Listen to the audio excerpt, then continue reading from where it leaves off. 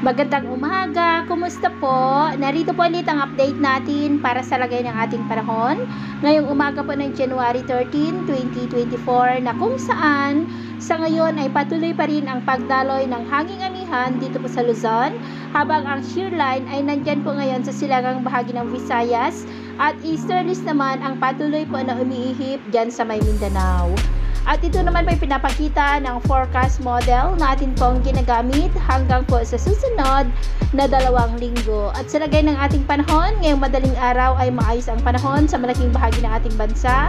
Pero may tsansa pa rin ng mga isolated rain sa ilang bahagi ng Cagayan, ilang bahagi ng Bicol Region, Oriental Mindoro, ilang bahagi ng Samar Provinces, Leyte, Aklan, Capiz, Sulu Archipelago at Caraga. At mamaya ay sisikat ang araw sa malaking bahagi ng ating bansa pero may tsansa pa rin ng maulap na kalangitan with isolated rain sa ilang bahagi ng Cagayan, Bicol Region, Oriental Mindoro, Samar Provinces, Leyte, northern part ng Cebu, Cadiz, Capiz, Aklan at Camarines Norte.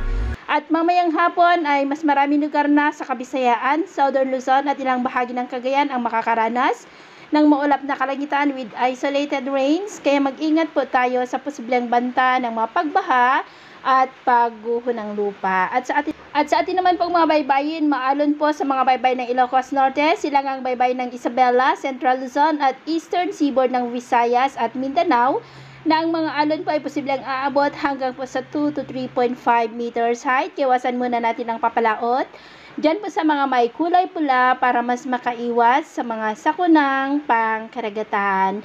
So, yun po ang latest update natin sa araw na ito. Ako po muli si Gems na nagsasabing sa kahit na ng pagsubok po na darating sa ating buhay, huwag na huwag po tayong mawawalan ng pag-asa. Thank you and God bless!